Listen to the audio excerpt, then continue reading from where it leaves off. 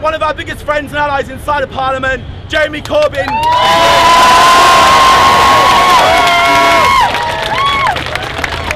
So I'm going to hand over to Jeremy Corbyn MP. Thank you all for being here, showing that democracy is alive and well.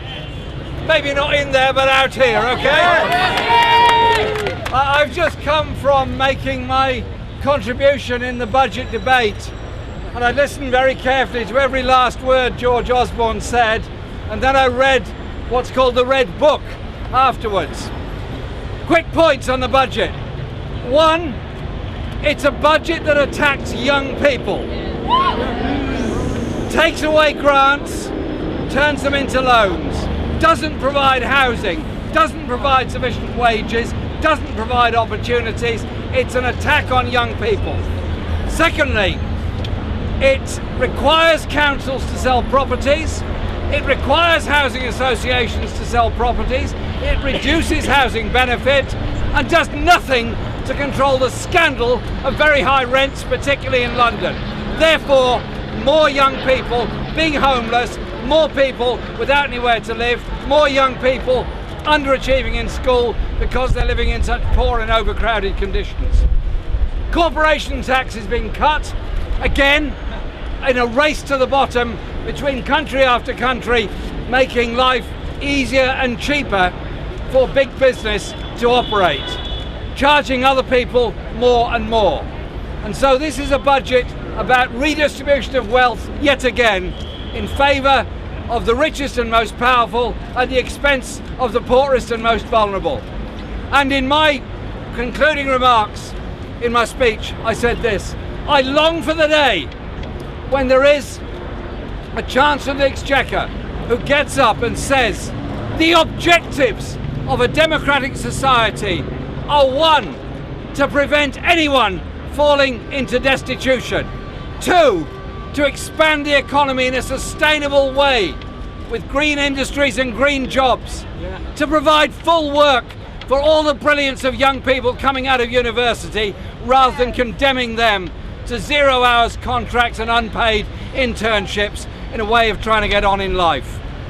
And when they now propose to cut the level of benefits by the benefit cap, they're proposing to cut it from 25,000 to 23,000 to 20,000. I don't actually want to be spending large amounts of public money subsidising low wages and high rents. I want to see the elimination of low wages and the elimination of high rents. But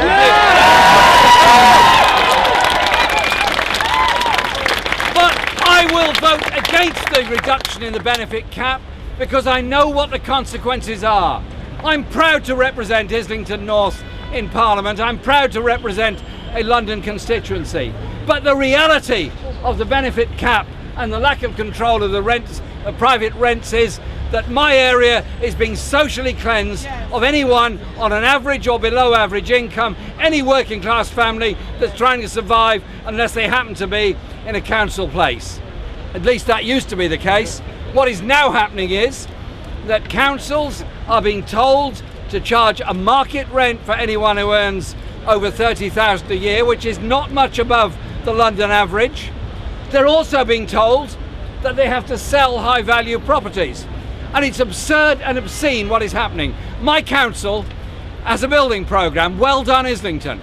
We've just completed in one place on the Caledonian Road 24 new flats, very nice flats, ready for people on the housing waiting list to go into. Families desperate for somewhere decent to live. What's happening? The council is now being told it's got to sell them on the open market, and they won't be sold to people on the housing waiting list. They'll be sold to those that will get a mortgage to move into the private rented market, and they'll be rented out for 3, 4 or 5 times what the council rent would be. It's obscene what is happening in housing in London. We are paying the price for the housing bubble, for the property bubble. The working class are being exported out of London. The poor are being denied anywhere decent to live. This budget is yet another example of the failure of the austerity programme. Austerity is a random date by which we're supposed to move into budget surplus. A random date where cut after cut after cut takes place of the services that ordinary people need. Tax cuts take place for the very richest. Even inheritance tax has been cut for those leaving up to £1 million to their children or to somebody else. And it's quite simply wrong what is happening. And how is this being paid for? It's being paid for by the sale this year alone, of £30 billion worth of public assets. Those assets are shares that we bought, the public bought, in RBS, in HBOS, in all the banks.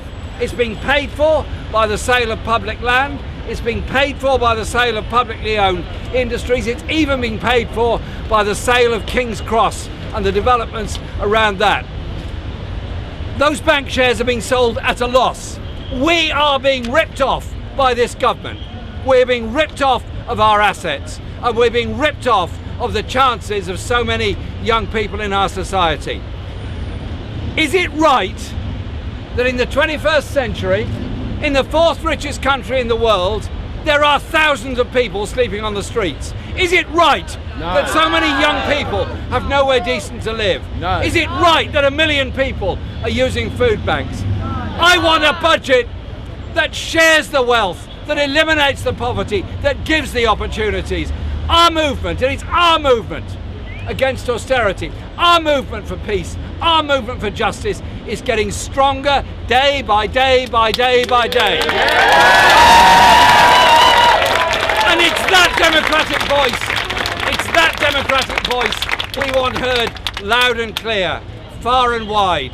So we're not going to blame minorities. We're not going to blame the vulnerable for the problems. We're not going to blame those on benefits for problems. We're going to blame a government that deliberately enriches the rich and impoverishes the poor.